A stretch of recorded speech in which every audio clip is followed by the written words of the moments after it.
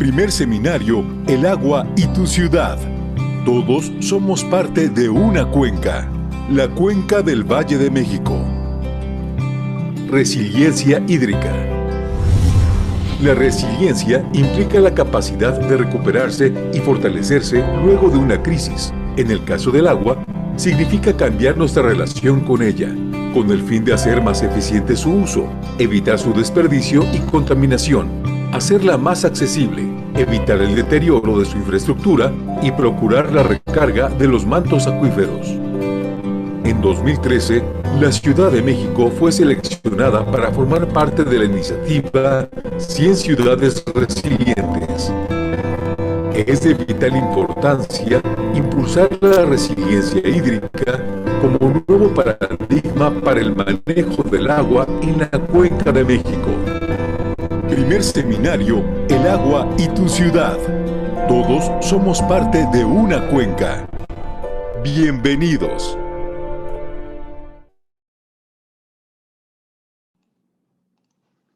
Bueno, buenas tardes, sean bienvenidos y bienvenidos a la sección número 10 del primer seminario Agua y tu ciudad. Todos somos parte de una cuenca en su edición 2021, la Cuenca del Valle de México, organizado por la Oficina de la UNESCO en México, la Oficina Regional de Ciencias de la UNESCO en Montevideo, el Grupo de Trabajo de Educación y Cultura del Agua y la Comisión Nacional del PHI en México, la CONAMEXPI. Antes que nada, queremos agradecer a todos su participación en el día de hoy. Hasta el momento hemos tenido la participación de asistentes de más de 23 países, no solo de América Latina y el Caribe, sino de otros lados del mundo, por lo que queremos agradecer su compromiso en esta actividad. En el día de hoy abordaremos el tema 10, planeación hídrica. El objetivo de esta sección es dar a conocer las características de la resiliencia hídrica, así como las estrategias y acciones que se deben instrumentar en la Cuenca del Valle de México. Esta sesión, al igual que las sesiones anteriores, quedará disponible en la página de Facebook del Grupo de Trabajo Educación y Cultura del Agua, cuya liga dejaremos a través del chat. También estará disponible en nuestro canal de YouTube, en el cual los invitamos a conocer. Cada una de nuestras sesiones cuenta con la participación de un experto internacional, quien a través de un mensaje introductorio presentará la perspectiva a nivel internacional y o regional del tema. Contaremos también con las intervenciones de 2 expertos mexicanos que nos compartirán sus conocimientos en el tema. Podrán dejar sus preguntas a nuestros panelistas a través de la sección Preguntas y Respuestas, para que al finalizar las ponencias las respondan. En esta ocasión, nuestro diálogo será moderado por el maestro de Ingeniería, el señor Juan Carlos Valencia Vargas, a quien le damos la bienvenida. El señor Valencia Vargas es actualmente profesor de la Maestría en Hidráulica de la Universidad Nacional Autónoma de México, director general de Aquator Consultoría y Desarrollo de Infraestructura S.A. y consultor en diversas empresas y organizaciones como la Fundación González Rioarronte, IAP, y el Banco Interamericano de Desarrollo. El señor Valencia Vargas se graduó con honores como maestro en Ingeniería por la Universidad Nacional Autónoma de México y antes como ingeniero industrial por la Universidad Autónoma del Estado de Morelos. También es fellow del programa Lead International por el Colegio de México. Cuenta con casi 30 años de experiencia en el sector. Recientemente se desempeñó como director general de la Asociación Nacional de Empresas de Agua y Saneamiento, la ANEA, de México. Fue secretario ejecutivo de la Comisión Estatal del Agua en el gobierno del Estado de Morelos. Antes fue director general del organismo de Cuenca Balsas, gerente nacional de planeación hidráulica y gerente regional de programación en el Valle de México, en la Comisión Nacional del Agua, la CONAGUA. También estudió y trabajó en el Instituto Mexicano de Tecnología del Agua, el INTA, donde desarrolló la investigación con la que obtuvo el Premio Nacional Banobras. Actualmente es presidente del Consejo Consultivo de la Asociación Mexicana en Hidráulica de la Sección Regional Morelos y presidente del Club Rotario Cuernavaca Segundo Centenario. Sin mayor preámbulos, le cedo la palabra al señor Juan Carlos Valencia Vargas. Muchas gracias. Al contrario, Camila, muchísimas gracias a ti por la presentación. Es un gusto estar con todos ustedes, moderando este panel, el panel número 10 de este primer seminario, El agua y tu ciudad, que organizan el Programa Hidrológico Internacional de la UNESCO, desde luego en coordinación con el Comité Nacional Mexicano para el Programa Hidrológico Internacional, CONAMEXPI, y con la participación muy importante del sistema de aguas de la Ciudad de México. El tema que hoy nos ocupa es el tema de resiliencia hídrica y tenemos a tres muy importantes expositores, dos nacionales, uno internacional, a quienes vamos a ir presentando uno por uno. Les vamos a pedir que cada uno de ellos participe 20 minutos aproximadamente. Si se llegan a pasar, me voy a permitir hacerles una señal o interrumpirlos incluso para pedirles que pudieran hacer la conclusión de su participación para que no nos extendamos demasiado. Les pido a nuestros ponentes que por favor nos ayuden a respetar el tiempo en atención a todos los participantes, ¿no? Cada uno de ellos va a hablar sobre su experiencia. Primero tendremos la experiencia internacional y después hablaremos los dos ponentes nacionales. Aunque uno de nuestros ponentes nacionales es más bien internacional, ya les platicaré de la doctora que nos va a apoyar en este tema. Miren, la primera participación corresponde a la doctora Yolanda González Hernández. La doctora Yolanda González Hernández es la primera mujer que asume la dirección del Instituto de Hidrología, Meteorología y Estudios Ambientales, el IDEAM, así como la primera mujer colombiana en ser presidente de una rama de la Organización Meteorológica Mundial. La doctora González es ingeniera forestal de la Universidad Distrital Francisco José de Caldas. Es especialista en sistemas de información geográfica y máster en ciencias de la meteorología. Sus estudios de pregrado y posgrado los realizó en la Universidad Nacional de Colombia. Desde el ámbito académico se ha desempeñado como docente en su alma mater, así como en la Universidad Militar. Cuenta con 20 años de experiencia profesional, más de 20 años de experiencia profesional, en el sector público y en el sector privado, y también se ha desempeñado como consultora de Naciones Unidas en el Programa Mundial de Alimentos. Su trabajo se ha enfocado principalmente en temas de la conservación del patrimonio natural, la biodiversidad, áreas protegidas, el estudio del cambio climático, la variabilidad climática y la meteorología. Pues, doctora Yolanda González Hernández, bienvenida. Le pedimos por favor su participación, 20 minutos de exposición sobre el panorama internacional de este tema, resiliencia hídrica. Desde luego que la Cuenca del Valle de México tiene mucho que aprender en este sentido. Es una cuenca quizá la más compleja en el país, si no una de las más complejas. Es una cuenca muy pequeña, en territorio, menos del 1% del territorio nacional está en la Cuenca del Valle de México, o abarca la Cuenca del Valle de México, pero en este menos del 1% del territorio nacional, en este espacio tan pequeño, se asienta más del 20% de la población y se genera poco más del 80% del Producto Interno Bruto de nuestro país. De manera que la presión sobre el agua en esta cuenca es una presión altísima. De acuerdo con los datos de la Comisión Nacional del Agua, el estrés hídrico, el water stress que se tiene en la cuenca, supera los 138%, que es un estrés atípico, no solo en México, sino a nivel mundial. Un estrés hídrico de arriba del 40% ya se considera un estrés hídrico alto y el agua ya se considera sujeto a fuerte presión y limitante del desarrollo. Bueno, en la Cuenca del Valle de México tenemos un estrés hídrico del 138%. Es decir, se consume más agua de la que naturalmente se produce en nuestra cuenca. Por eso ha habido necesidad de traer agua de otras cuencas y de sobreexplotar el acuífero. Tenemos también en la cuenca el acuífero más sobreexplotado del país. Bueno, no hay que ser un experto en el tema para saber que si no cambiamos algunas cosas, esta situación no es sostenible en el mediano y en el largo plazo. Tenemos que cambiar. Tenemos que hacer políticas públicas que nos orienten hacia corregir esta gravísima situación en la que la Cuenca del Valle de México está viviendo. Doctora, pues adelante, por favor, su participación.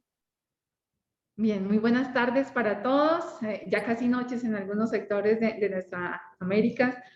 Quiero saludar muy atentamente a todas las personas que hoy participan en este importante seminario. Espero que en estos momentos todos y cada uno de ustedes y sus seres queridos estén gozando de muy buena salud y que nos sigamos cuidando muy atentos a estas condiciones que la vida nos ha planteado en este momento y que también aprovechando la virtualidad tenemos estos encuentros como más cercanos también. Mi nombre es Yolanda González Hernández, como usted lo ha citado, directora general del Instituto de Hidrología, Meteorología y Estudios Ambientales. Tenemos una historia de 50 años, 25 de ellos como IDEAN, antes como Autoridad Hidrológica y Meteorológica, ahora con ese componente ambiental. Como punto focal de Colombia ante el Programa Hidrológico Intergubernamental, acá en el IDEAN. Aprovecho este espacio para saludar al doctor Miguel Doria, hidrólogo regional del PHI-LAC, quien en los últimos años nos ha acompañado de manera permanente y efectiva a los servicios hidrológicos de Latinoamérica y el Caribe. También como saludar a los ponentes, a la doctora María Peredostoki, investigadora del Centro de Estados Demográficos, Urbanos y Ambientales del Colegio de México. Muy importante el título de nuestro encuentro, ¿no? El agua y la ciudad. Estamos hablando de la comunidad. Al doctor Polióptero Fortunado Martínez, director de Cátedra UNESCO en Riesgos Hidrometeorológicos, esa palabra que la teníamos cada vez en la sociedad académica, en la comunidad, en todos los sectores públicos, privados, en toda esta área, investigador del Departamento de Ingeniería Civil y Ambiental de la Universidad de las Américas, que para quienes no somos ingenieros civiles, nos han enseñado muchísimo por décadas en ese análisis del recurso hídrico. Al ingeniero Juan Carlos Valencia por sus palabras y por esta introducción del país de México. Es un honor para el IDEAN participar en este seminario cuyo objetivo es conocer los retos y características de la planeación hídrica en la región. Y para el caso de mi presentación son los avances de Colombia en materia de planeación del recurso hídrico. Siguiente, por favor. Vamos a hacer un breve recorrido por el país, por el tema, por el territorio nacional y por supuesto por las políticas. Siguiente, por favor. Tenemos como gestión y planeación del agua y el recurso hídrico como la planeación y la gestión de los recursos en las cuencas de captación. ¿Sí? Acá es esencial, lo que cuenta es saber y lidiar con los extremos. Es algo muy importante que no solo está ahora en la academia, sino en el diario vivir de la comunidad.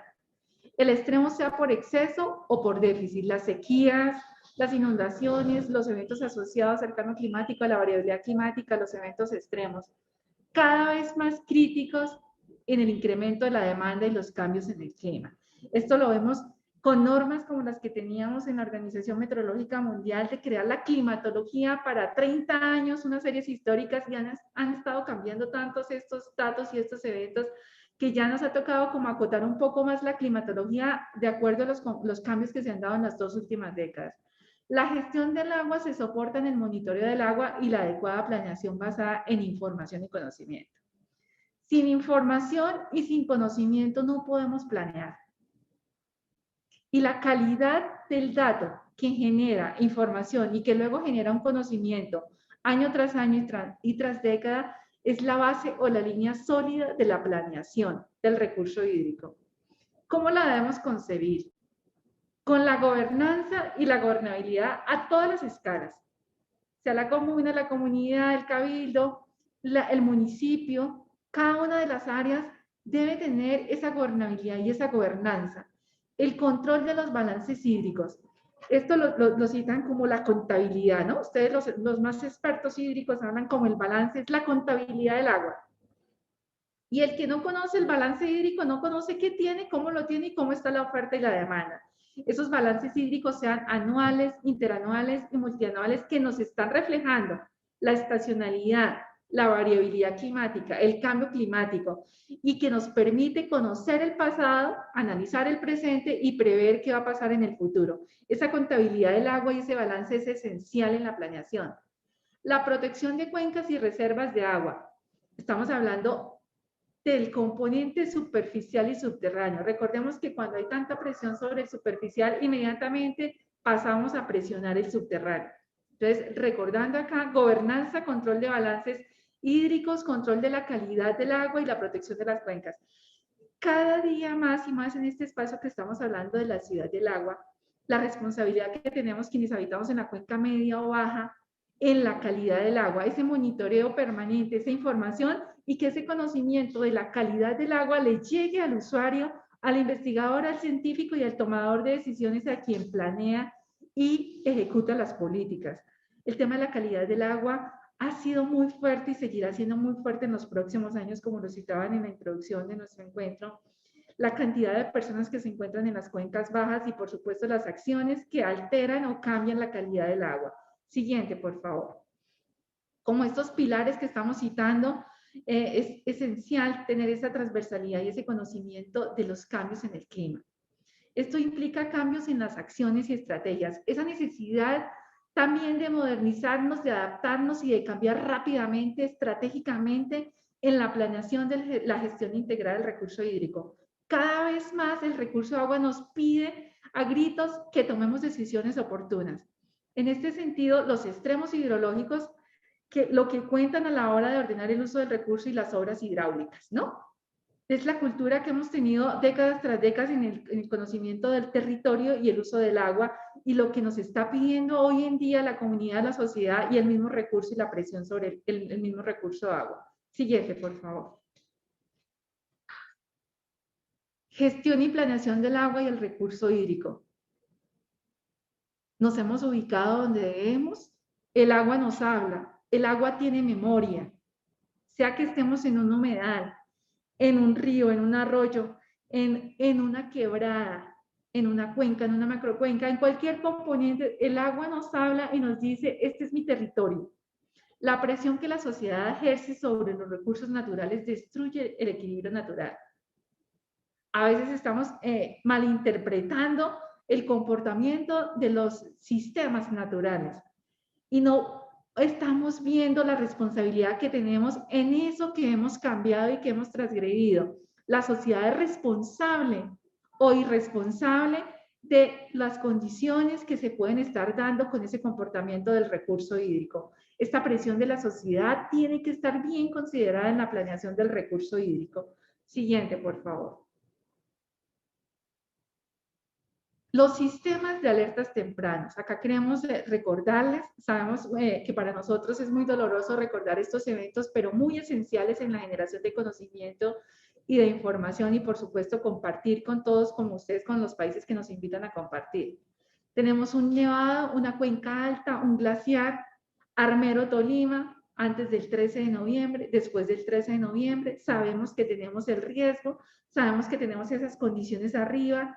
Los sistemas de alertas tempranas, lo esencial de un sistema de alertas tempranas es que la comunidad se apropie del conocimiento, que la comunidad entienda que el científico, el conocimiento y la información le está salvando las vidas y que esa necesidad de que nosotros aprendamos a transmitirle a la comunidad la ciencia y el conocimiento es esencial. Condiciones como estas que nos pasaron en Armero, en Tolima, en el año 1985, donde miles y miles de personas murieron, con unos ríos que las personas consideraban que nunca iban a crecer en esa dimensión, porque tampoco dimensionaban lo que era el glaciar y la alta montaña y lo que podría pasar. Entonces, aquí la invitación es, la historia no la podemos dejar pasar.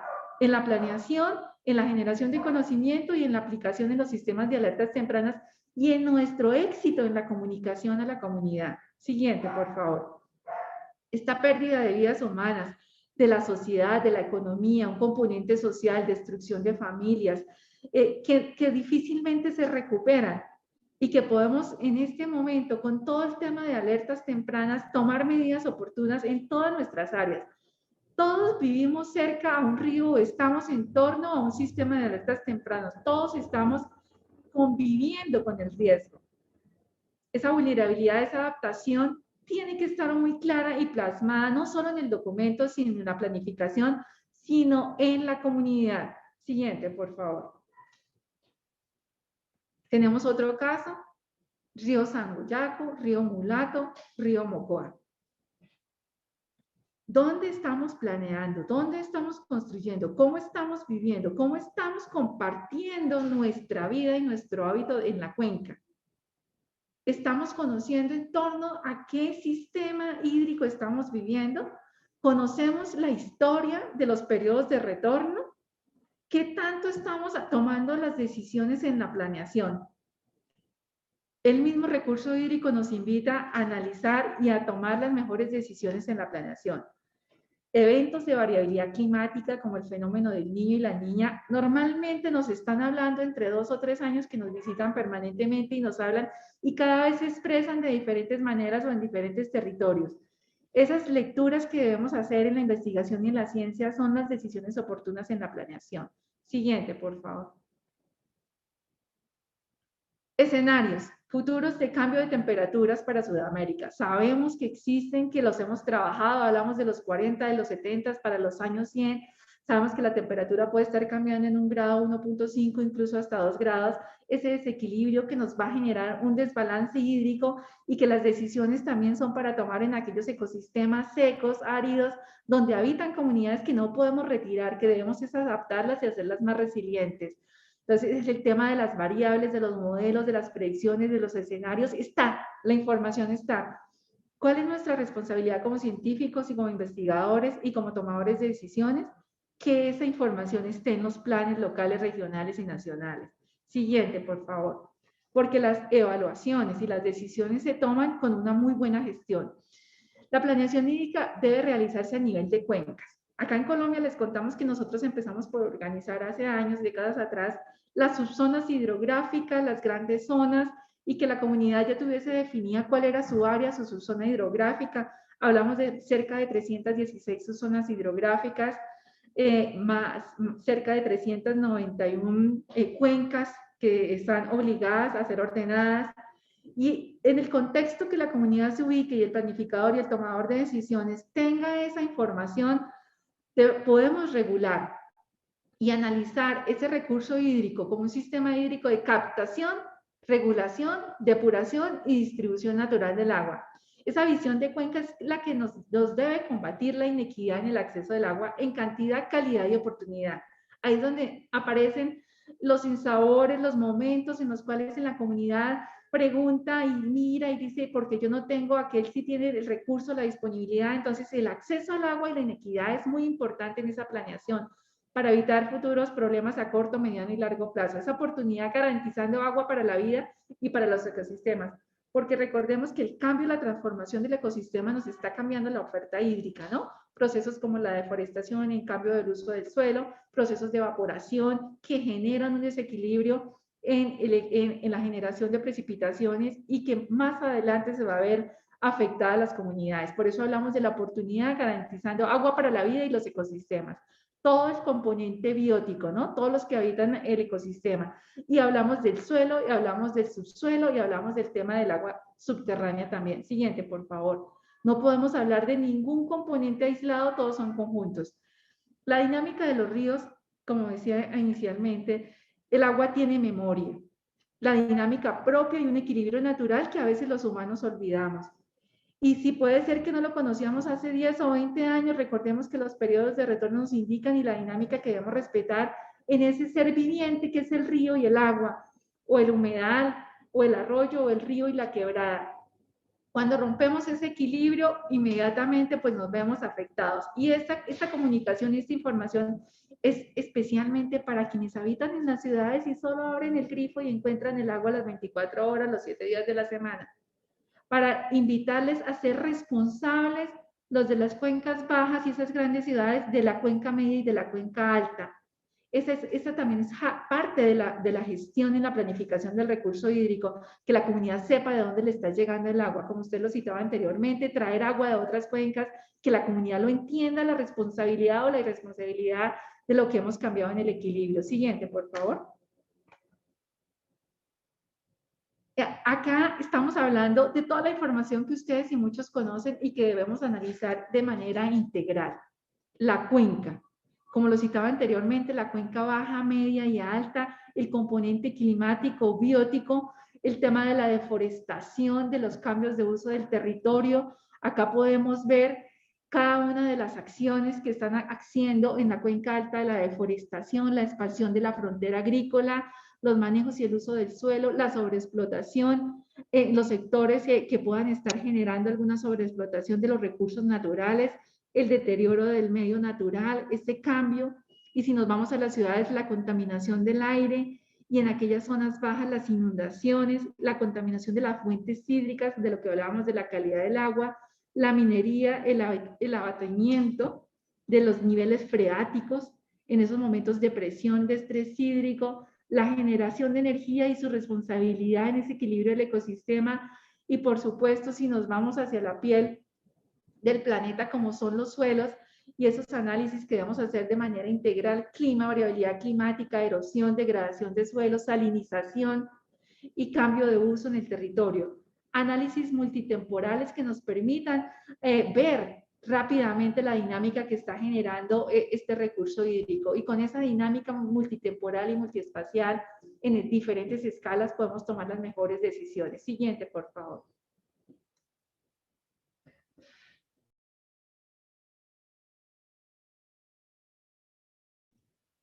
Para finalizar, la evaluación de los recursos hídricos basada en el monitoreo integral del agua suele ser un requisito previo para el desarrollo y la gestión del recurso hídrico.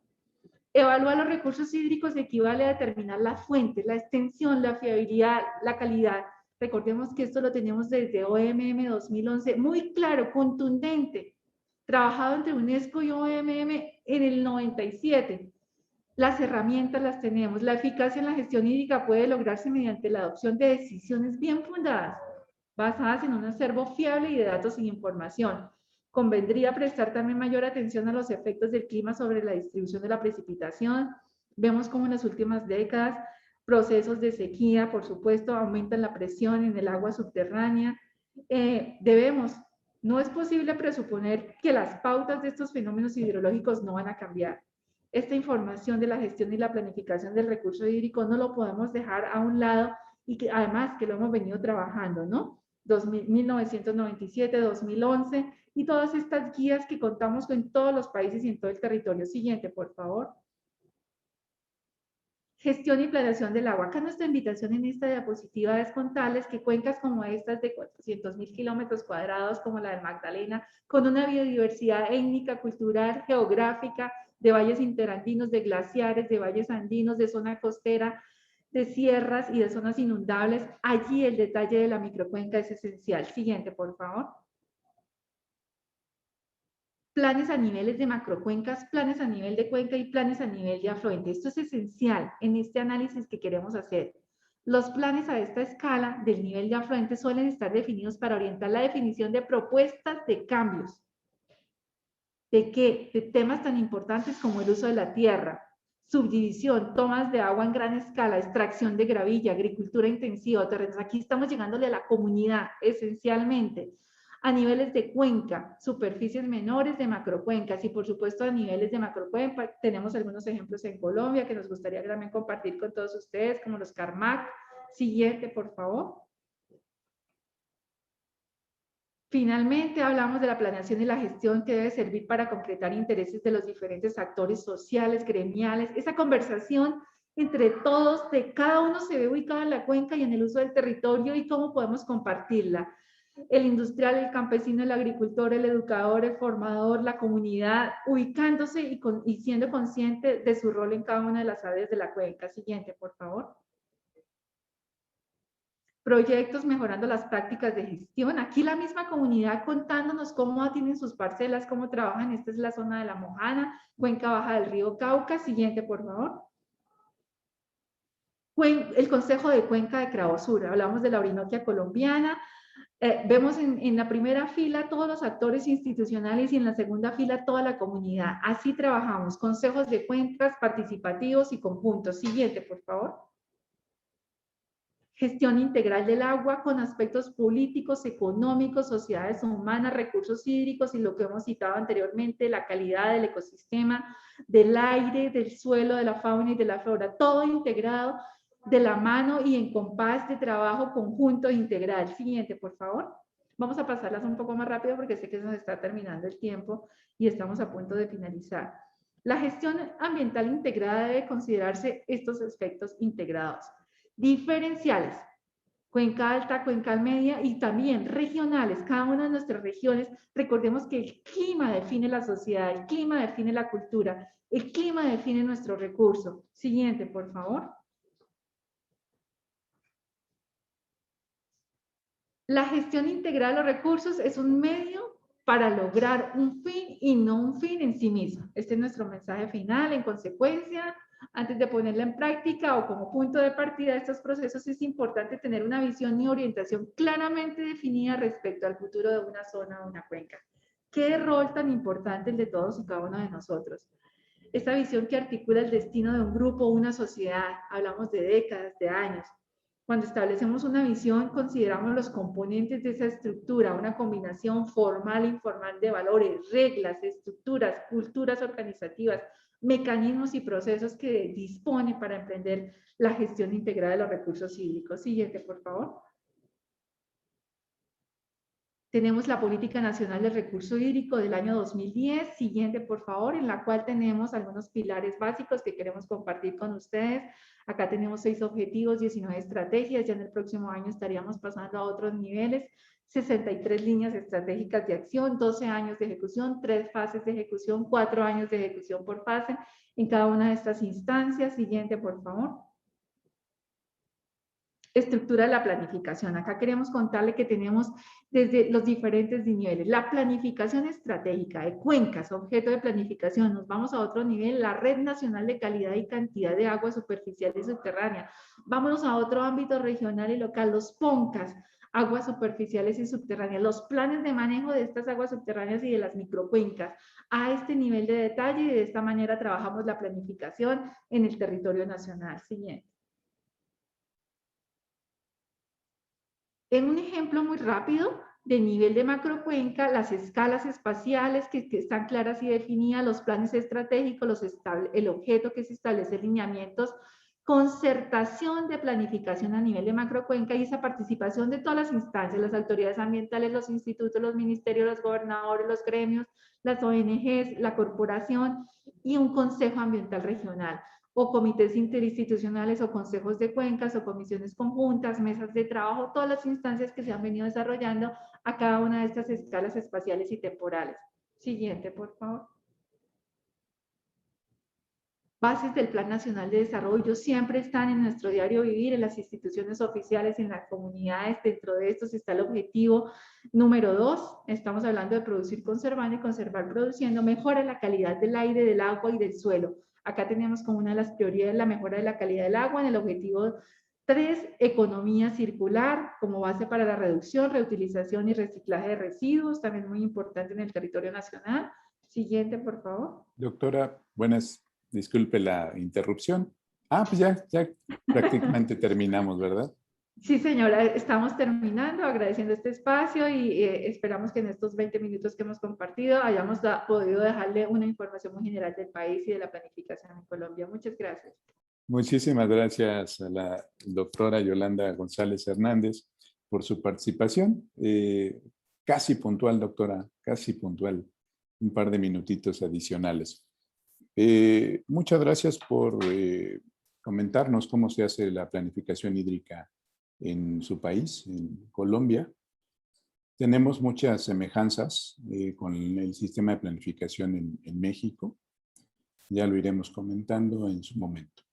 Invitamos a todos los participantes a que hagan sus preguntas, por favor. Si tienen preguntas para nuestros panelistas, pueden enviarlas a través de la sección de preguntas y respuestas de aquí de Zoom, o bien a través de la transmisión en la página de Facebook de Educación y Cultura del Agua.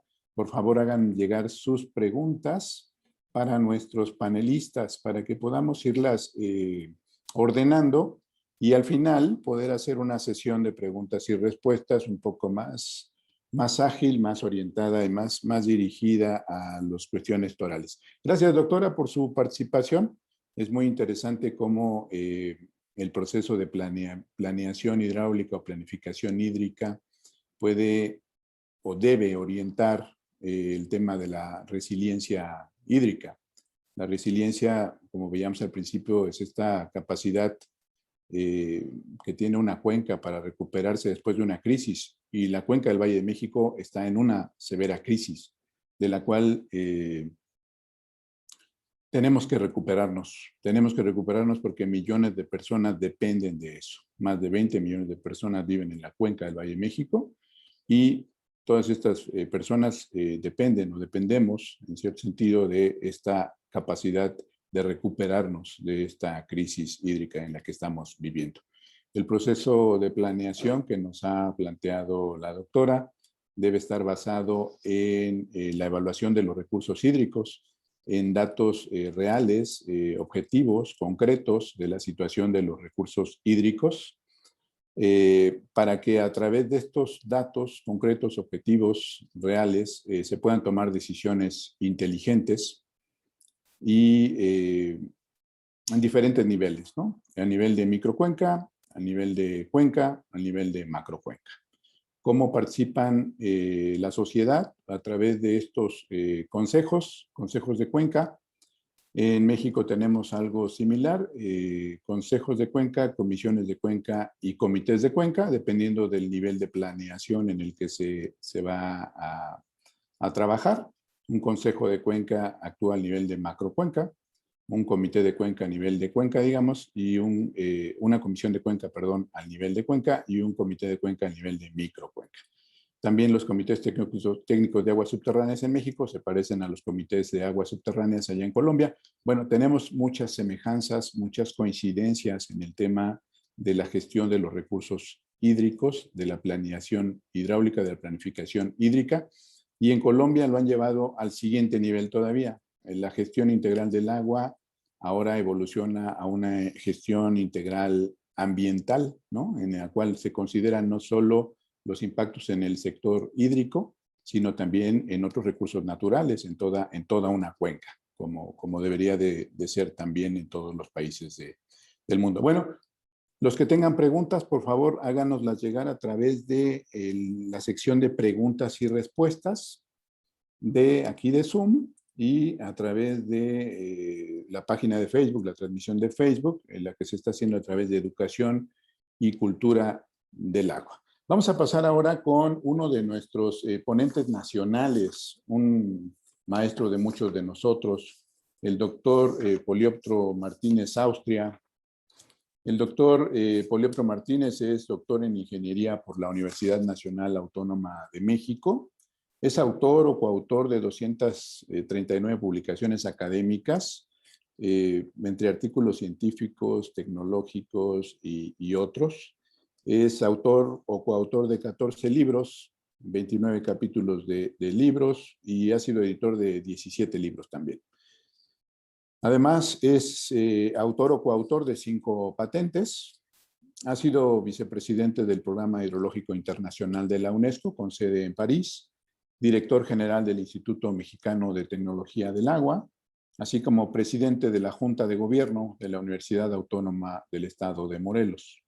Actualmente es profesor titular, catedrático de Ingeniería Civil y del doctorado en Ciencias del Agua y director de la Cátedra UNESCO en Riesgos Hidrometeorológicos en la Universidad de las Américas de Puebla, aquí en México. Es editor en jefe de la revista Entorno, editada por la Universidad de las Américas en Puebla, y miembro de los comités editoriales de la revista Aqualac, revista científica de la UNESCO, y Tlaloc, la revista de la Asociación Mexicana de Hidráulica. Ha recibido diversas distinciones nacionales e internacionales, es miembro de la Academia de Ciencias y de la Academia de Ingeniería de México, así como de la International Association for Environmental Engineering and Research de la International Water Association. Bueno, vamos a dar la bienvenida al doctor Polioptro Martínez Austria. Un gusto saludarlo, doctor. Por favor, su participación. Le pedimos que nos ayude en la medición del tiempo. 20 minutitos, por favor. Sí, muchísimas gracias. Es un placer estar aquí. Muchas gracias por la invitación. Pero sobre todo, muchas gracias por la iniciativa. Esto es UNESCO trabajando. La oficina regional, la oficina nacional, el programa hidrológico internacional, tanto regional como el nacional, sumado a esfuerzos mexicanos muy importantes. Y yo creo que este tipo de trabajo debería replicarse y aumentarse. Pocas veces hemos logrado reunir a todos los niveles de UNESCO con iniciativas nacionales o locales, y creo que es un gran éxito. Y espero que lo repliquemos y que tengamos lección de eso. Muchas gracias a todos y vamos a arrancar. Les aviso que voy a detener mi video porque van varias veces que me avisa mi sistema que tengo una conexión inestable. Entonces no voy a gastar mi conexión en video. No es importante, creo, que me vean, sino que me escuchen y vean la presentación.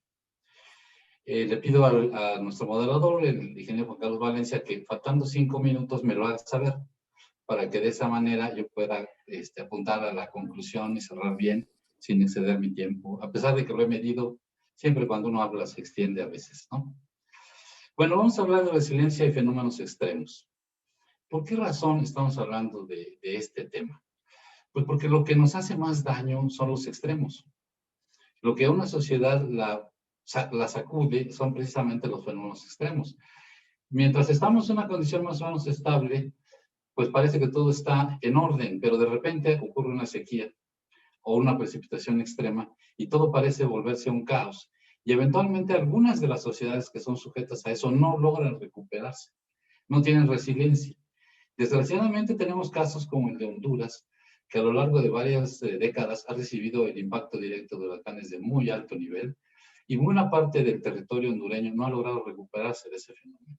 Ya hablaremos de los casos de México, pero voy a hablar de la sequía en el Valle de México, porque ese es el tema central de nuestro seminario. Y voy a tratar de ir soltando algunas ideas para que vayamos, viendo algunas políticas que podrían instrumentarse, que es lo que nos ha pedido UNESCO, que nuestra presentación se oriente a buscar algunas recomendaciones de política pública para nuestros gobiernos. Pues arranquémonos. La siguiente, por favor. ¿Por qué son tan importantes los desastres y cuáles son los desastres importantes, no? Hay algunos muy espectaculares y muy digamos, mediáticos, como los terremotos. Pero cuando vemos esta estadística que abarca un buen número de años, estamos observando que los principales desastres son meteorológicos. Están relacionados con el clima. Ahí tenemos ondas de calor y sobre todo tenemos inundaciones y tormentas. Y también tenemos las sequías y los incendios forestales que están relacionados, pero casi todo es la siguiente, la siguiente, por favor. Casi todos los fenómenos están afectando a la sociedad, son fenómenos meteorológicos o hidrometeorológicos. Aquí tenemos el porcentaje de personas que son afectadas por esos fenómenos. Entonces, fíjense, el 45%, si sumamos los dos extremos del clima, que serían las tormentas y las inundaciones, a las sequías, que sería el otro extremo, nos encontramos con que el 94% de los afectados del mundo lo son por este grupo de fenómenos. La siguiente, por favor. Así que este es un fenómeno importante. Y luego resulta que se nos olvida y resulta que creemos que esas cosas no pasan, como si en donde nosotros vivimos una sequía fuera como la caída del meteorito de los dinosaurios, una cosa que ocurre cada no sé cuántos millones de años, ¿no? Y que a mí no me va a tocar. Aquí tenemos los registros de las principales sequías de México, en nuestro país, que son recurrentes y de hecho pueden ser catastróficas. Quiero que vean algunas de las sequías incrementadas que se ven allá abajo. Ahí estamos hablando de las grandes sequías prehispánicas. Estamos hablando de una sequía de 1438 a 1460. O sea, estamos hablando de una sequía de décadas, una mega sequía. ¿Puede ocurrir ahora? Sí, sí puede ocurrir ahora. ¿Sabemos cuándo? No, no sabemos cuándo. Pero cada uno de estas acude a las sociedades. Esa sequía está relacionada con una debilidad de nuestras sociedades prehispánicas que fue parte del problema o parte del fenómeno por el que la conquista fue tan relativamente fácil. Pero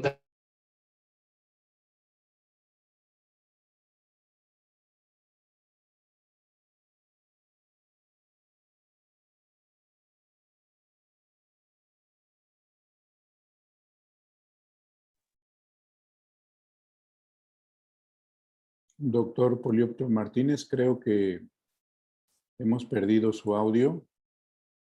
Doctor, ¿nos escucha?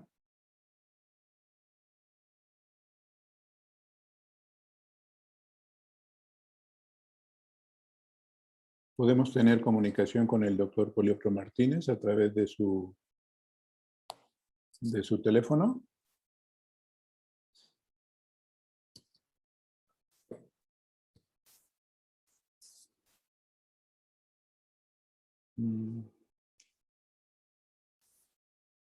A los encargados de la transmisión les pediría si se pueden comunicar con el doctor Polioptro Martínez. Yo no escucho su audio, no sé si el resto del auditorio sí lo puede escuchar.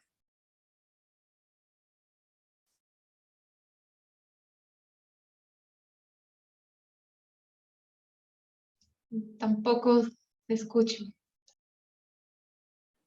Gracias, María. No sé si podamos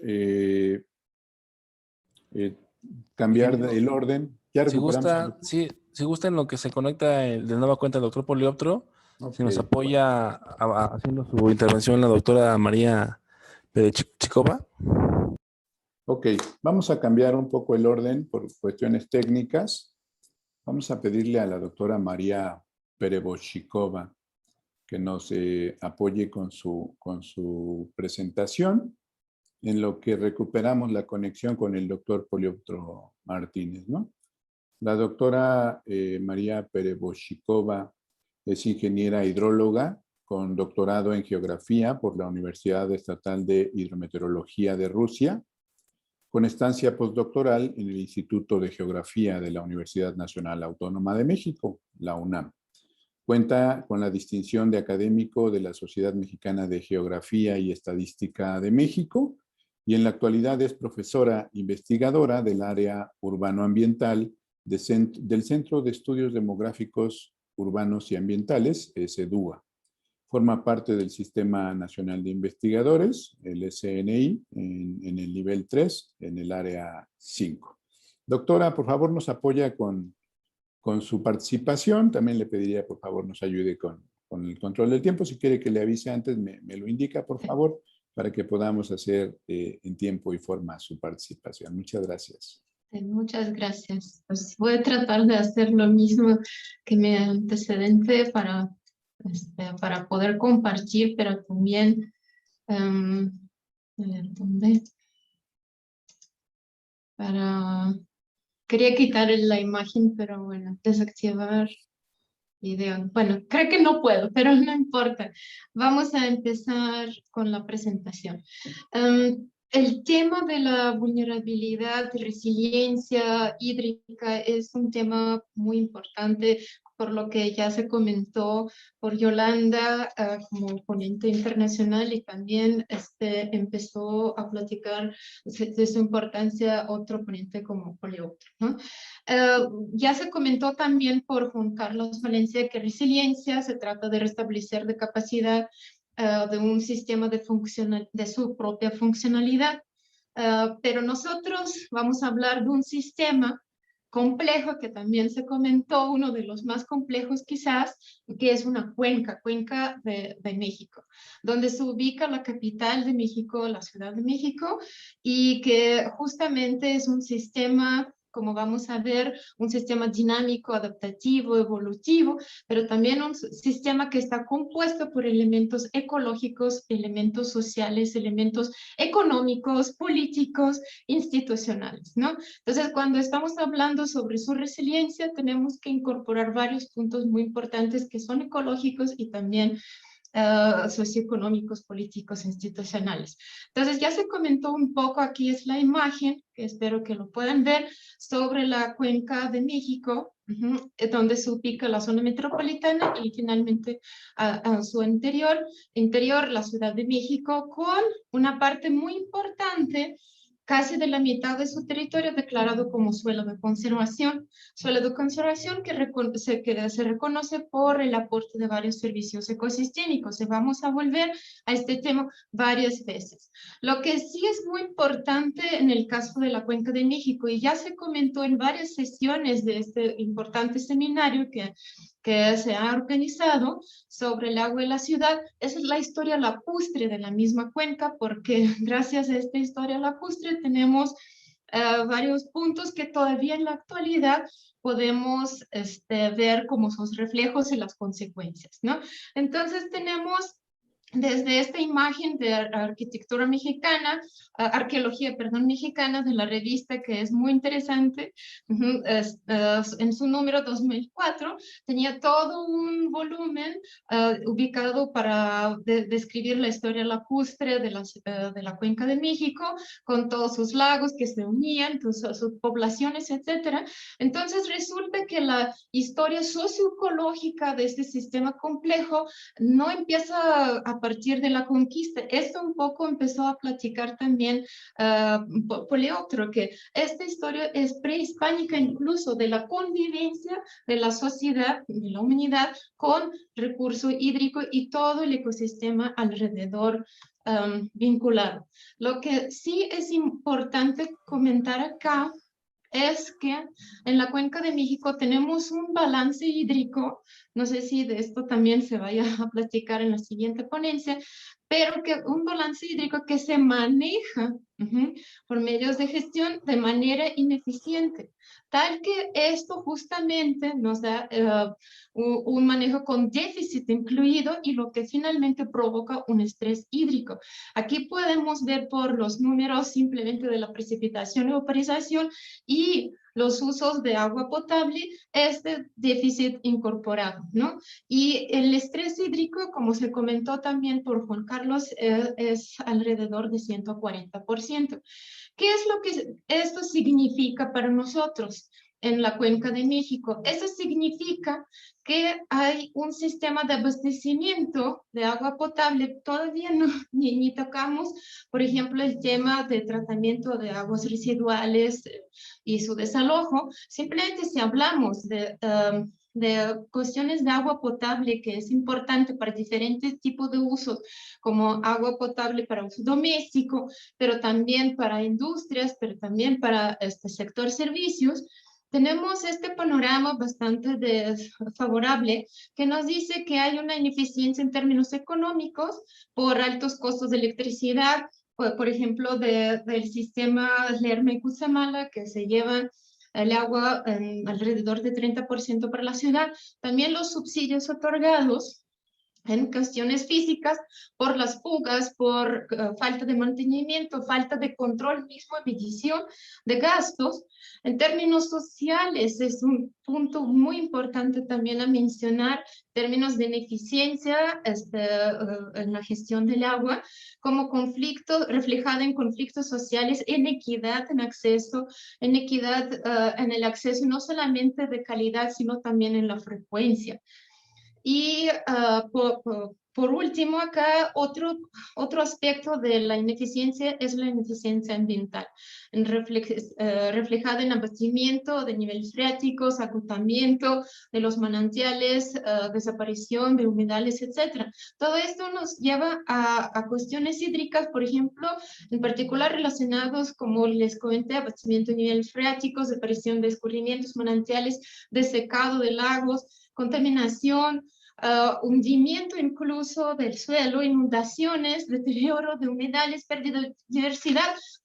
Casi todos los problemas, además de la deforestación, cambio del suelo, erosión, lo que comentaba Yolanda González. Aquí en una sola cuenca tenemos todo este panorama tan complejo.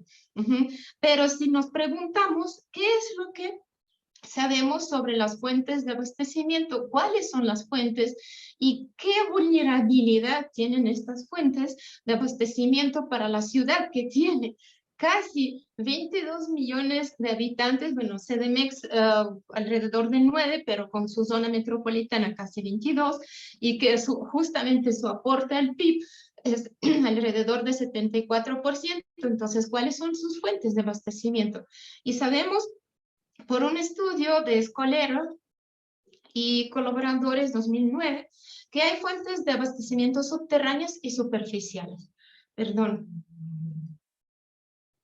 En las subterráneas sabemos que hay una infiltración desde la Cuenca de México alrededor de 40 metros cúbicos por segundo, que en total esto nos lleva a 73%, disculpen, fuentes superficiales. Ay.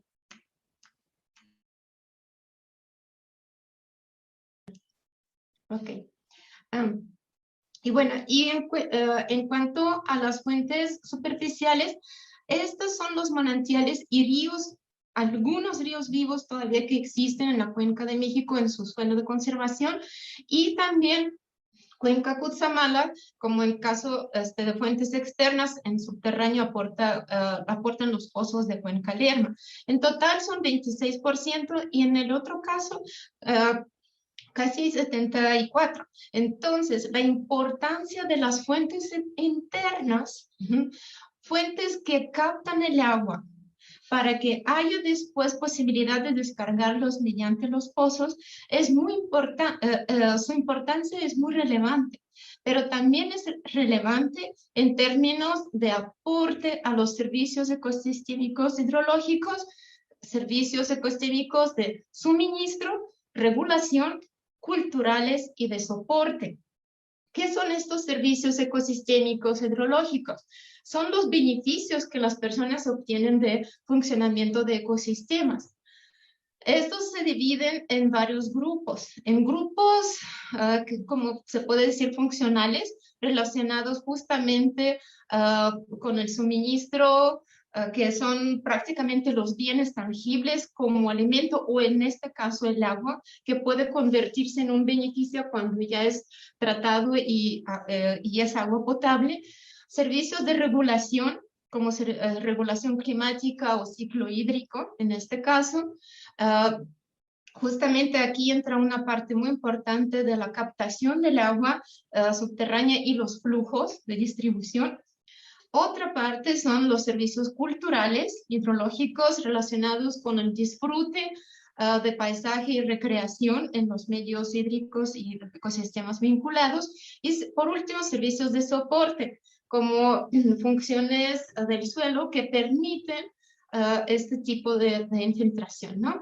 Y por otro lado, hay un grupo que se llama temático, donde justamente se subdividen servicios ecosistémicos hidrológicos, de diversidad de paisaje y captura de carbono. Son interrelacionados estos servicios. Entonces, podemos observar que existen en esta cuenca de México ofrece todo este tipo de servicios ecosistémicos de suministro, al otorgar justamente y convertirse en agua potable después de procesos de potabilización, de regulación, que es aporte justamente en gran parte del suelo de conservación para los ciclos climáticos y ciclo hídrico, la infiltración en particular.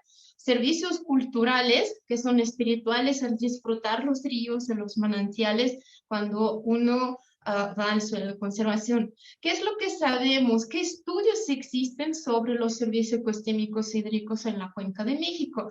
Tenemos una variedad, aunque todavía no tan grande, aunque pudiera parecer que se ha escrito muchísimo sobre el tema del agua en la Ciudad de México, en la Cuenca de México. Sin embargo, existen varios temas que todavía merecen y deben ser abordados. Uno de estos son de servicios ecosistémicos, y en toda su faceta, como ya les comenté, ¿no? Entonces tenemos desde un estudio del Instituto Nacional de Ecología 2005 sobre funcionalidad en zonas de pago por servicios ambientales, otros estudios de Liliana Piñuela en 2007, cuando justamente se hizo una recopilación bibliográfica que dio pautas para establecimiento de tipo de flujos locales y flujos regionales de agua subterránea, y también permitió al final identificar las áreas de captación. Justamente los más azules acá en esta zona significan las zonas de mayor captación del agua subterránea. Hay otros estudios como modelación mediante MoFlow de Gabriela Ángeles y Javier Delgado 2011.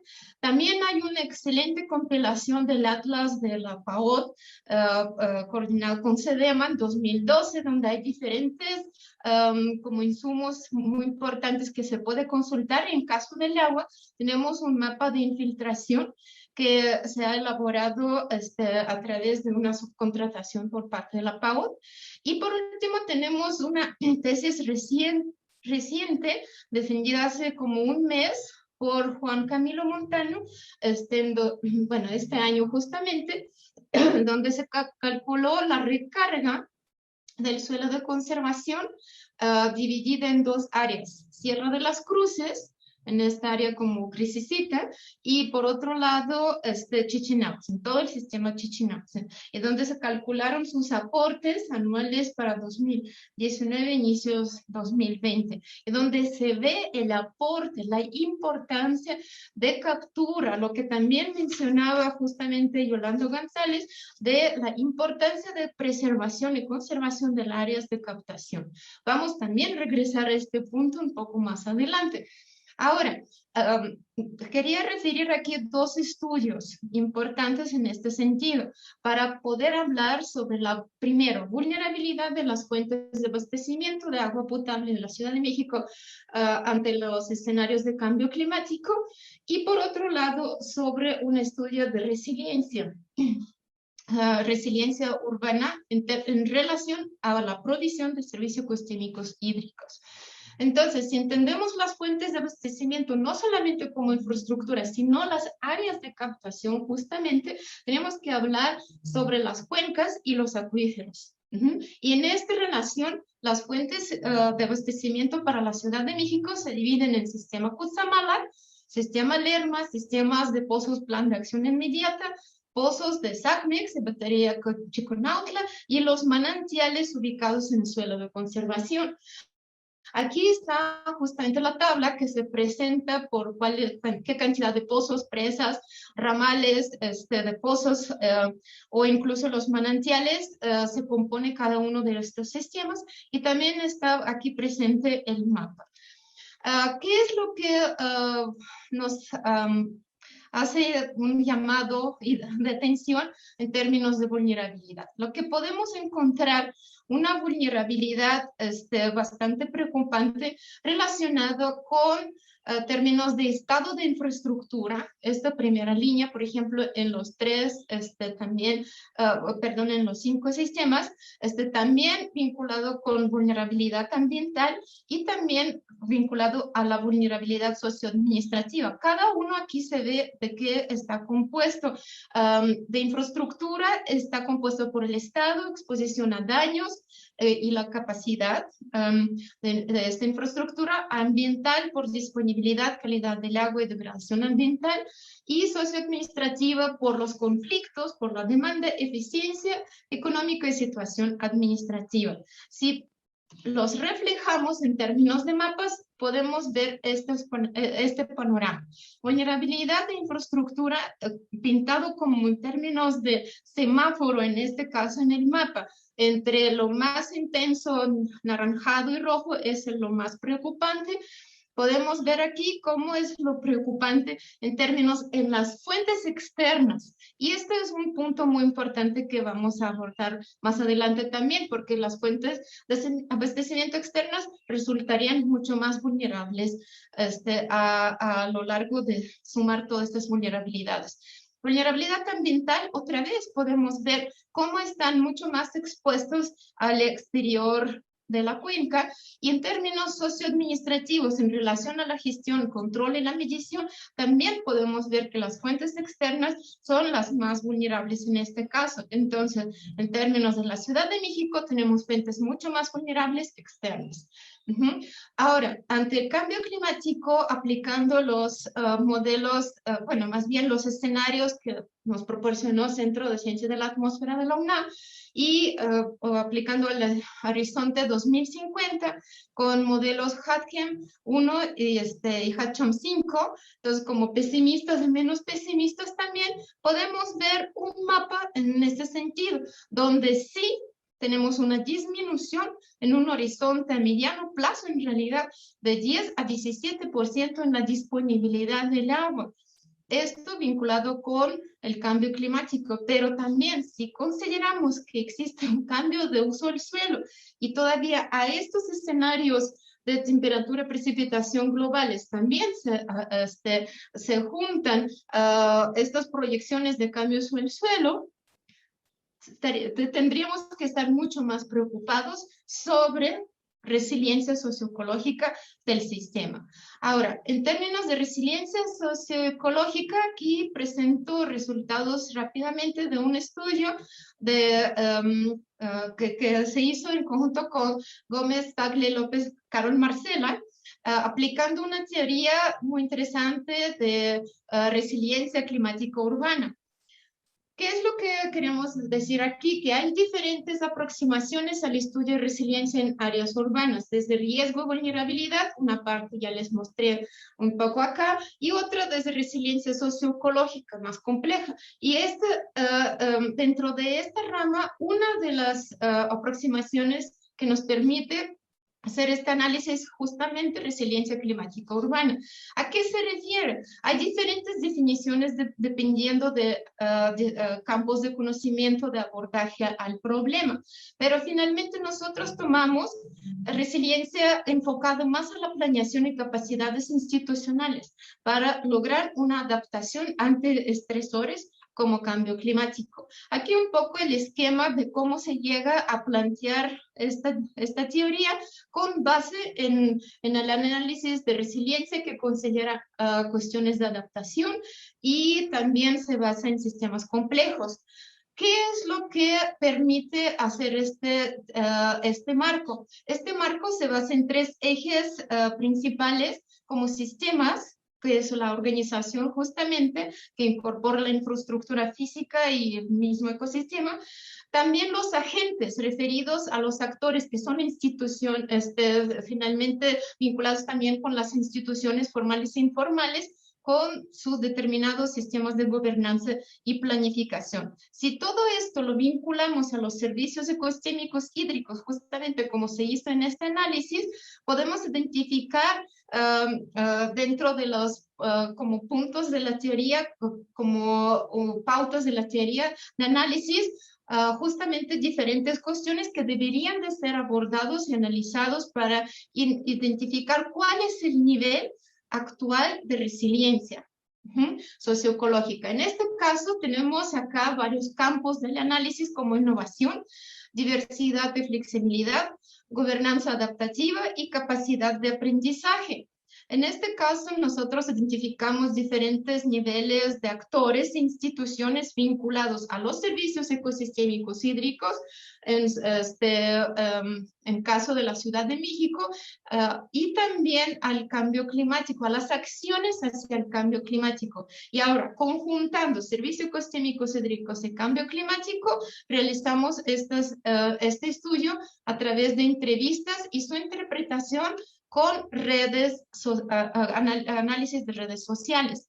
Entonces, para la construcción de entrevistas se consideraron varios aspectos vinculados a los ejes del marco teórico, como acciones y apoyos económicos, acciones y infraestructura y tecnología, acciones normativas vinculadas a reglas, reglamentos y acuerdos, y acciones de desarrollo del conocimiento.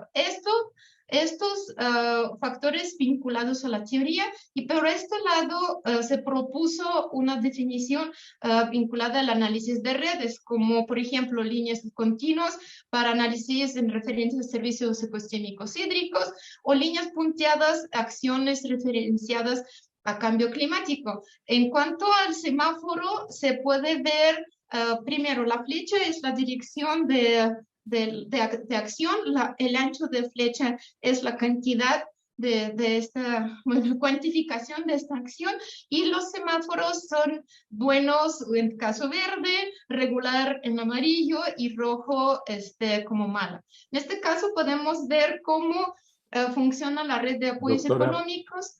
Perdona la interrupción. Sí. No, ya tenemos. Bueno, ok. Bueno, aquí muestro rápidamente nada más las redes, justamente que como se consideraban: infraestructura, tecnología, antes era económico, estas normas y regulaciones, desarrollo y conocimiento. La red final, ¿qué es lo que tenemos? casi no tenemos acciones en relación al cambio climático. Sí tenemos algunas relaciones en servicios ecosistémicos hídricos, aunque mayoritariamente determinados como insuficientes. Entonces, en este sentido, la última lámina que quería como que pensáramos son diferentes y posibles medidas de acción a través de una implementación ecosistémica integral para la gestión que no solamente estuviera en el papel, sino justamente considerara estos servicios como conceptos como servicios ecosistémicos hídricos, sistemas socioecológicos complejos, inversión en el sector ambiental y también la ciencia, que ha disminuido drásticamente a partir de 2011 hacia la disminución a nivel nacional. Existen muchas medidas estructurales, pero quería hacer como énfasis a medidas no estructurales, como planeación intersectorial, optimización normativa, cumplimiento de normas, control, educación y co-construcción de información del agua, invertir en el sector científico y también la participación en involucramiento social para conservar las áreas de captación del agua. Lo que sí tiene un gran potencial es el monitoreo comunitario participativo basado en la ciencia ciudadana.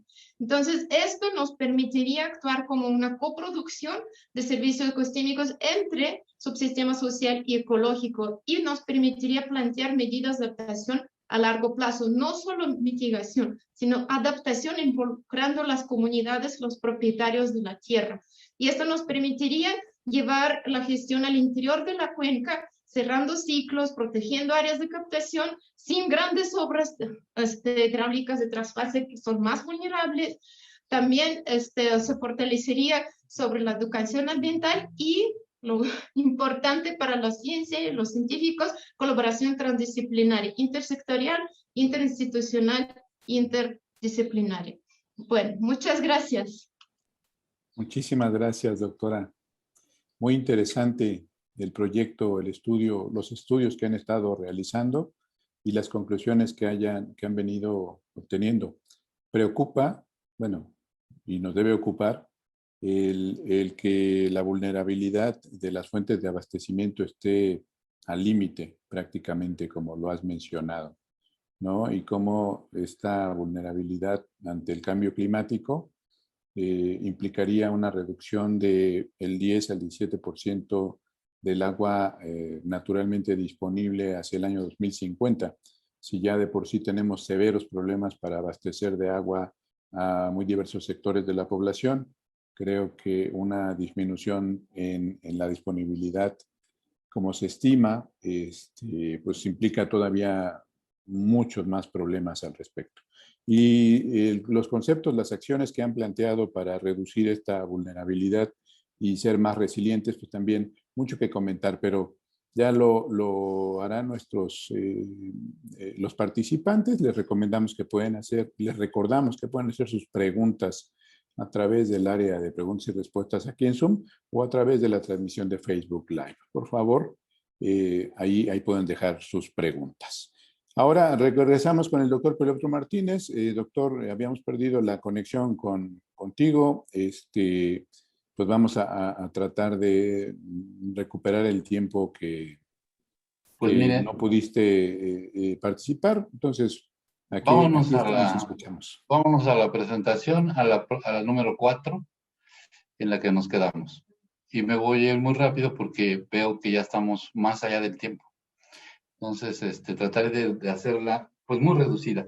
Simplemente resumiendo, estábamos hablando aquí de que las sequías no son un fenómeno aislado en México, pero que además hay megasequías. No voy a entrar en detalles, pero hay una relación, por ejemplo, muy alta entre megasequías y la desaparición del periodo clásico maya y muchas de las ciudades que están ahí. O sea, no estamos hablando de cosas pequeñas ni de cosas transitorias, pueden poner en riesgo una civilización completa. La siguiente, por favor. Es importante tener en mente de lo que estamos hablando y las definiciones precisas, ¿no? Ahí tenemos, ¿a qué llamamos riesgo? La zona de riesgo está compuesta del peligro, al que no podemos evitar, por ejemplo, el cambio climático, de la vulnerabilidad, ¿qué tan vulnerables somos? Por supuesto, en Tabasco son muy vulnerables al nivel del mar y nosotros aquí en el plano nada, ¿no? pero sí somos vulnerables a otras cosas.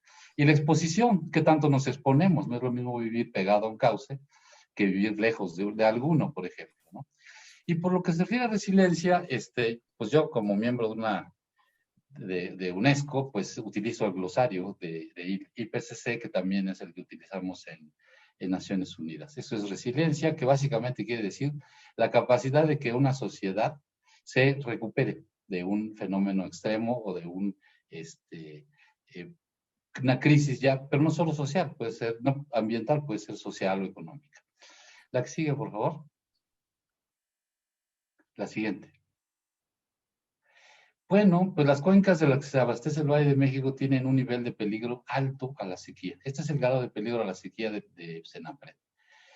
Y eso puede parecerle sorprendente a muchas personas porque pues no estamos en el norte, que así tenemos la mentalidad de que allá es donde la cosa está muy mal. Sin embargo, Valle de México es una de las zonas más peligrosas. Tiene un nivel de peligro más alto a la sequía. La siguiente, por favor. Cuando combinamos, siguiente, por favor. Cuando combinamos, y conste que me quiero ir rápido, ¿eh? Cuando combinamos varios efectos, no solo el peligro, sino combinamos, por ejemplo, la sensibilidad, que eso significaría qué pasa con la cantidad de población que tenemos, su PIB, y qué tanto uso agrícola hay en la zona, el grado de exposición a las sequías y la brecha que ya existe entre la demanda y la oferta de agua de la que se ha hablado mucho, y en este caso de esta cuenca, sobre todo la sobreexplotación de acuíferos. ¿Por qué razón? Porque los acuíferos son la fuente más importante de la resiliencia. Hay una serie de pozos que han descrito en presentaciones anteriores que dicen el PAI, los del Programa de Acción Inmediata. Raro nombre para unos pozos, ¿no? Lo que pasa es que se construyeron durante una sequía y fuera de emergencia. Construir pozos porque no había agua. Y se hicieron. Y la idea era que una vez que acabara la sequía se cerraran. Nunca se cerraron. Hasta la fecha siguen siendo una parte importante del abastecimiento. Resulta que la cuenca del Valle de México es una de las mayores cuencas mexicanas con vulnerabilidad global a las sequías. De hecho, no pongo la lista, pero es la número 1. La más vulnerable. Increíble, ¿no? La que sigue, por favor. Estamos tratando de... La que sigue, por favor. Next, please. Thank you. Esta es la situación actual. Y esto es lo que nos preocupa. Vamos primero al recuadro mayor. Esa es la situación de la sequía en México, el último informe al 15 de marzo del 2021. Mientras más oscuro es el color, más grave está la sequía. Y se está extendiendo, empezó en el norte, y se está extendiendo ahora a cerca del 80% del territorio nacional. Y sigue creciendo. Y los pronósticos nos indican que este mes y el que viene va a llover 30-40% menos del promedio. O sea, la sequía va a seguir y se va a intensificar. Vamos a pasar del amarillito, que son zonas de baja precipitación, al más oscuros, que terminan en una sequía excepcional de muchos años. Para que veamos el tamaño del problema, vean ustedes arriba, a la derecha, el monitor de sequías de Norteamérica. No es un problema pequeño y no es un problema local. Estamos hablando de una sequía muy extendida. Ya es una megasequía por su extensión, pero no sabemos todavía cuánto va a durar. La Comisión Nacional del Agua está monitoreando específicamente la cuenca de Cutzamala y pueden ver abajo en el recuadro la situación ahí. Y ya tenemos una zona que se está acercando de sequía extrema, que tiene periodos de retorno ya muy altos. Estamos hablando entonces de una situación de sequía muy grave. Hay que hacerle caso a la jefa de gobierno cuando dice que la sequía es una situación grave. Es verdad, es cierto, aquí están los datos. ¿Y qué vamos a hacer con ella? La siguiente, por favor. Este es el futuro. Eso es lo que tenemos hoy y este es el futuro. Estoy utilizando un escenario, el RCP 6.0. Este diagrama lo obtuvo el doctor Paul Hernández, que trabaja con la Cátedra UNESCO. Y ahí pueden ver pues, cuál es el futuro de la precipitación en nuestro país y ven que pues, estamos hablando de disminuciones importantes en todas partes. Y esto es una predicción, digamos, del promedio. La siguiente, por favor. Esta es una predicción del futuro en términos de sequías. Lo que tenemos ahí es el índice de Palmer, que es un índice muy extendido de utilización de sequías para el periodo de verano, junio, julio y agosto, en Norteamérica. Y quiero que vean lo que le pasa a México, donde tenemos los valores más intensos. Cuando estamos hablando de -1, estamos hablando ya de sequía. Y cuando estamos hablando de valores como los que se esperan en México, de -2, -3 y más, estamos hablando de sequías extremas, severas y cada vez más frecuentes y cada vez que van a durar más. Ese es el futuro. Yo lo lamento, pero eso es lo que dice la ciencia. No me gustaría que dijera eso, sino que dijera que las cosas van a estar maravillosas, pero no es verdad. Y tenemos que hacer conciencia de eso. Y para eso tenemos que actuar hoy. Ya no podemos esperar más tiempo. La siguiente. ¿Qué podemos hacer frente al incremento en el peligro? ¿Qué hay que hacer? El peligro va a aumentar. ¿Qué tenemos que hacer? Disminuir la vulnerabilidad y reducir la exposición. Así de simple. Eso es lo que nos dicen las reglas. Pero podemos diferir en cuáles son las medidas más importantes, pero no en la cantidad y profundidad de las medidas que necesitamos. Primero necesitamos mayor protección social. Es decir, planes de protección, informar a las comunidades, darles la información de cómo está la situación. Les estamos informando que estamos en una sequía y una condición grave cuando ya estamos en una condición grave. Eso debimos haberlos informado mucho antes y prevenir en nuestro sistema de alerta para que la gente no se sorprenda y luego para que nos apoye, ¿no? Y hay que involucrar a la población en la solución. Hay que diversificar medios de abastecimiento a la Ciudad de México. Hay que buscar nuevas fuentes de abastecimiento. Yo sé que eso no va a ser fácil, yo sé que mucha gente se va a oponer, que va a haber estados aledaños que van a decir, pero no, ¿cómo se atreve? Mi red se va a llenar de cosas feas cuando oigan esto, pero necesitamos nuevas fuentes de abastecimiento para la Ciudad de México. Lo siento, pero no podemos dejar a nuestra Ciudad de México y sus 20 millones de habitantes batallando con la misma cantidad de agua desde hace décadas cuando se inauguró el sistema de Cutzamala. Ya es hora de que veamos nuevas fuentes de abastecimiento. De acuerdo, hay que trabajar en eficiencia y en conservación del agua, eso es necesario. Hay que conseguir fuentes de financiamiento suficientes. Y ahí tenemos también la sociedad que hacer mucho. Necesitamos pagar lo que cuesta el agua, lo que cuesta traerla a nuestra casa. No podemos seguir pensando que nos van a estar dando subsidios todo el tiempo.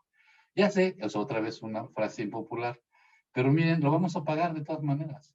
Lo vamos a pagar con falta de agua, lo vamos a pagar con servicios de baja calidad, lo vamos a pagar con tandeos que van a ser, en lugar de cada 2 o 3 días, van a ser cada 2 o 3 semanas, como ocurre en algunas zonas ya. Hay que adaptar la infraestructura al cambio. Y miren, una muy interesante son los seguros catastróficos. ¿Por qué no comprar seguros catastróficos? La Cátedra UNESCO tiene no solo ingenieros, tiene antropólogos sociales, tiene financieros, y nuestro miembro de las finanzas ha propuesto que los seguros catastróficos pueden ser una solución. Por ejemplo, si el gobierno paga una parte. Nos van a decir, oye, pero yo no tengo para asegurar mi casa. Ok, no tienes todo, pero tienes que poner una parte. ¿Y si el gobierno pone otra parte? Si se hace un arreglo con las aseguradoras, de manera que todo el que se asegure contra alguno de estos fenómenos extremos, por ejemplo, inundaciones, y asegure su casa contra eso, el gobierno pone una parte, le disminuiría una cantidad enorme de problemas al gobierno y aumentaría la resiliencia. Porque la resiliencia puede crecer o puede decrecer. Puede crecer si tenemos un seguro, pero puede decrecer si lo quitamos. Por ejemplo, lamento decirlo, pero el haber desaparecido el FONDEN, el Fondo de Desastres, es una disminución en la resiliencia nacional. Hoy, después de que esto desapareció, todos los mexicanos amanecimos menos resilientes. También hay que reducir la exposición. Necesitamos más ecoingeniería. Necesitamos conservación de cuencas y de acuíferos, que son las fuentes de recarga de nuestros acuíferos. Necesitamos urgentemente sistemas de alertamiento temprano. Y yo les propongo que hagan un monitor local de sequías para la cuenca del Valle de México y Cutzamala. ¿Por qué razón? Porque la definición de sequías es muy local. Lo que es una sequía en el norte no es lo mismo que una sequía para el Valle de México.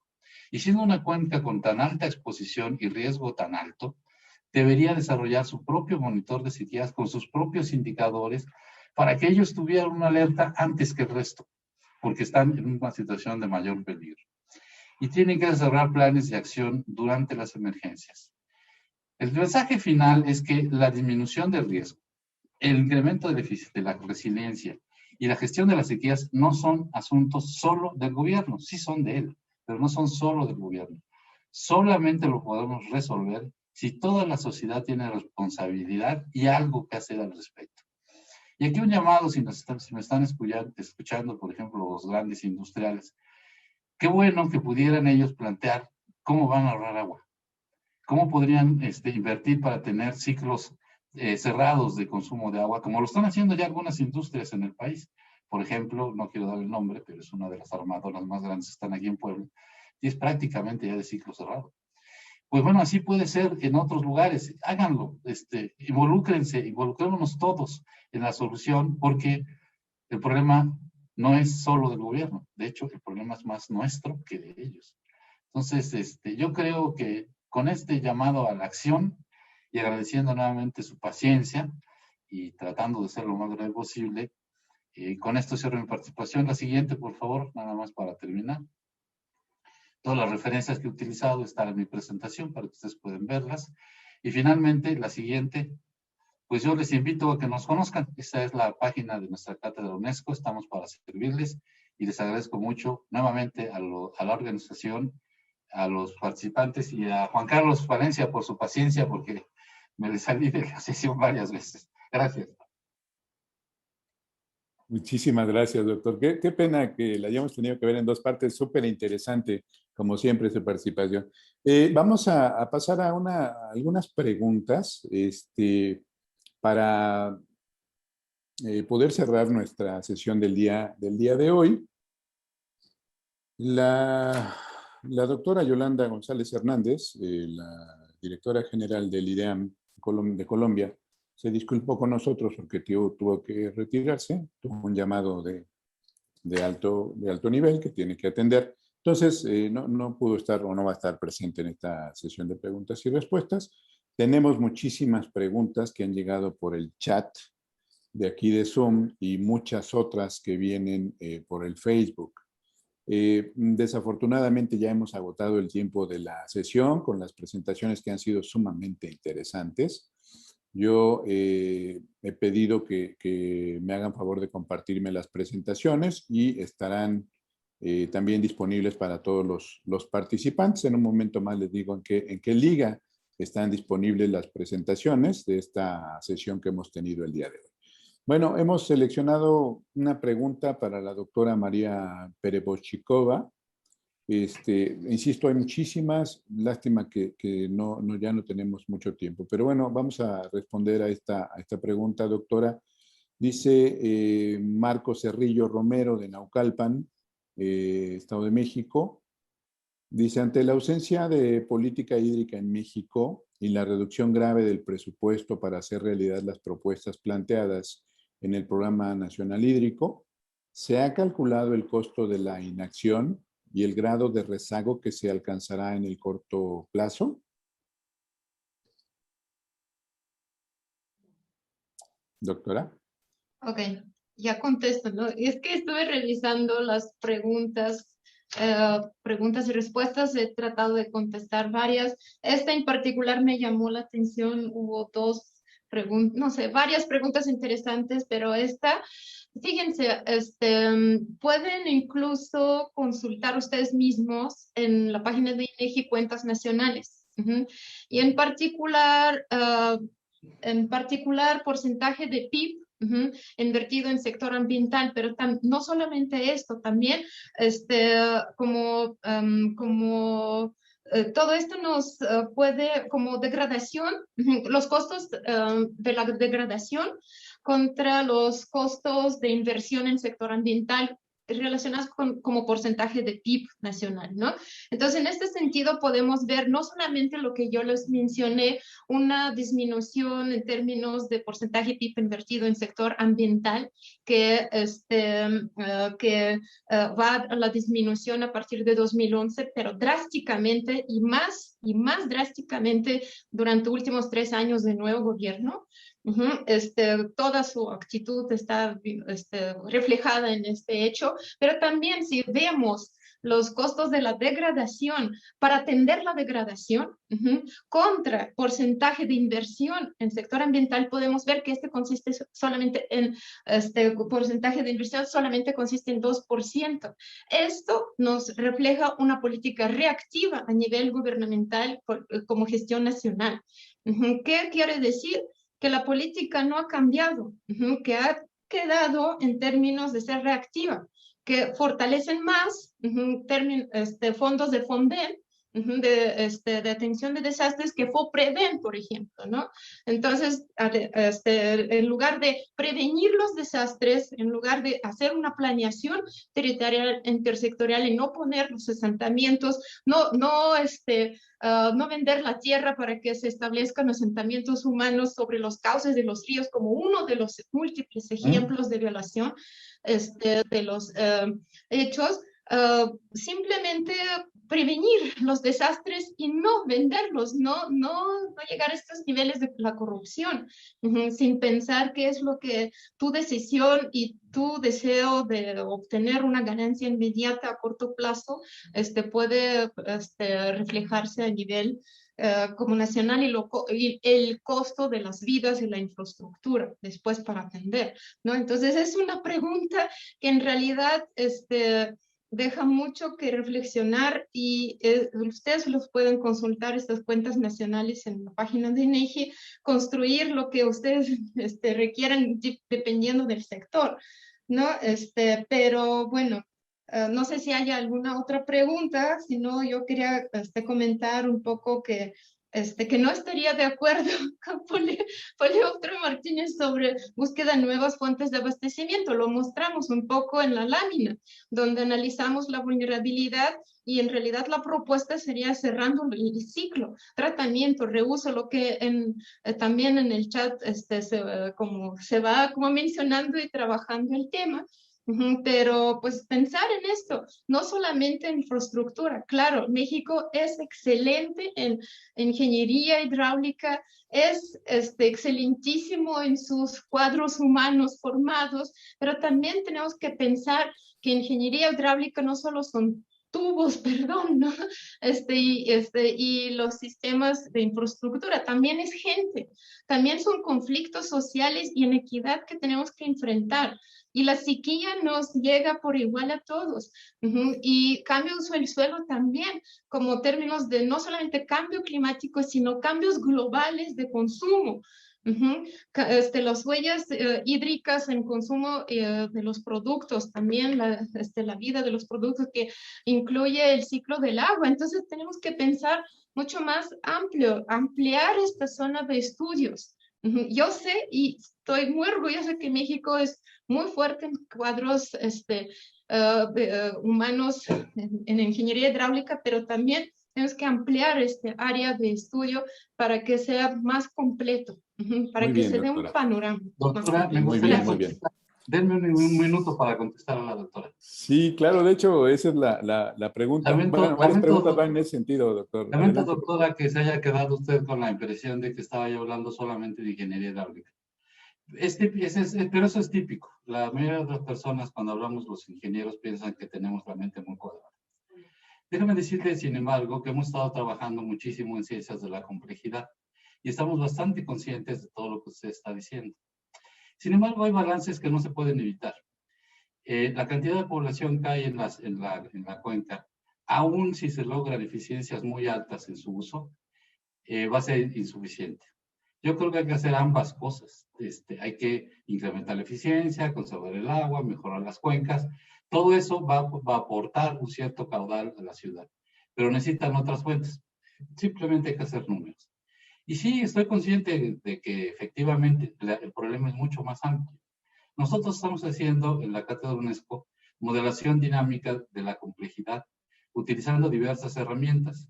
Y estamos trabajando con diferentes expertos, por ejemplo, del Colegio de Puebla, del Colegio de Morelos, y expertos internacionales en modelación de la complejidad. Aplaudo mucho el trabajo que usted está haciendo, pero me parece que no tiene una idea clara de lo que nosotros estamos haciendo. Bueno, doctor, de hecho hay una de las preguntas, también tenemos muchísimas. Hay una pregunta que seleccionamos, va un poco en el mismo sentido. Dice, ¿no será una mejor opción? Nos dice Guillermo Benjamín Pérez Morales, de la Facultad de Ingeniería Civil de la Universidad Michoacana de San Nicolás de Hidalgo. ¿No será una mejor opción que a los usuarios de la Ciudad de México paguen lo que realmente vale el litro de agua para que el litro de agua que se les suministra, para evitar que sigamos llevando agua de otras cuencas y que realmente se descentralice la ciudad o que se desconcentre, supongo que decir, de tantas dependencias e industrias que no necesariamente deben estar en el Valle de México. ¿Nos podría contestar esta pregunta? Sí, gracias, gracias a Benjamín, nos conocemos hace tiempo. Miren, yo creo que se han manejado, y es una es una mala fortuna, digamos, que el agua se haya politizado tanto. El agua definitivamente es un asunto político en el sentido extenso de la palabra, en el sentido de que abarca decisiones sociales, que es un asunto, pues, de la política, pero se ha vuelto partidista, se ha vuelto un tema de campaña, y eso es lo que ha afectado muchísimo el ver con claridad los problemas, porque se ideologiza, y entonces se habla de diferentes maneras del agua, pero desde una posición ideológica, no desde una posición científica. Bueno, hecho eso como introducción, la verdad es que lo que se necesita es un conjunto de acciones todas, una no sustituye a la otra. Y estoy de acuerdo con Benjamín, hay que cobrar lo que vale el agua. ¿Por qué razón? Primero, porque así se aprecia su valor y se evita el desperdicio. Sin embargo, sabemos que la elasticidad de la demanda en el agua, la elasticidad del agua es un concepto económico, es muy baja. O sea, no afecta demasiado el consumo, salvo en los grandes consumidores que lo desperdician, en que le podamos aumentar el precio. Pero sí es necesario que se pague cuando menos el costo, porque ese dinero se va a necesitar para las inversiones siguientes, para lo que se tiene que hacer posteriormente. Entonces yo creo que eso sí, es cierto, tiene razón Benjamín, pero no sustituye al otro. Tenemos que seguir buscando otras fuentes. La sobreexplotación del acuífero es de tal tamaño que si quisiéramos llegar a una cuenca en balance, una cuenca sustentable, quítenle, como decía el ingeniero Valencia, el porcentaje altísimo de sobreexplotación, necesitan esa agua para llegar a una cuenca sustentable, ¿sí? Ahora, si quieren dejar de sobreexplotar o de explotar otras cuencas, no les va a alcanzar. Así de sencillo. Uno de los grandes ingenieros de la historia de México, además también un gran político, el ingeniero Barros Sierra, fue el primero que calculó estas cosas y estimó que la sobreexplotación del acuífero, si no se hacía algo, empezaría en 1947, por allí, si la memoria no me falla. Y efectivamente así fue. La sobreexplotación ya tiene mucho tiempo, muchos años. Y se tiene que detener, porque la sobreexplotación quiere decir que el acuífero tiene sus días contados. Y esto es gravísimo. Entonces tenemos que detener la sobreexplotación. Pero entonces, ¿de dónde vamos a sacar ese volumen de agua? A ver, nada más díganme de dónde lo piensan sacar. Independientemente de que cueste poco o mucho, ¿de dónde van a sacar esa cantidad de agua fuera de la cuenca, adentro de la cuenca? ¿Cómo le van a hacer? Si tienen una solución, la analizamos con mucho cuidado, pero todos los que han analizado el problema han llegado a la conclusión de que inevitablemente, para lograr la sustentabilidad de la cuenca del Valle de México, se requiere de trasvases. Son impopulares, son malos, ya sabía que no les iba a gustar, pero como decía el poeta popular, nunca es triste la verdad, lo que no tiene es remedio. Muchas gracias, doctor, por su respuesta. Bueno, pues hemos llegado al final de nuestra sesión del día de hoy. Para todos los que han preguntado, las presentaciones del día de hoy y de hecho las de las sesiones anteriores están disponibles a través de la página de Facebook del Grupo de Trabajo de Educación y Cultura del Agua de la UNESCO. Ustedes lo pueden encontrar como @Educación y Cultura del Agua, @Educación y Cultura del Agua. Ahí está un grupo de trabajo de Educación y Cultura del Agua de la UNESCO.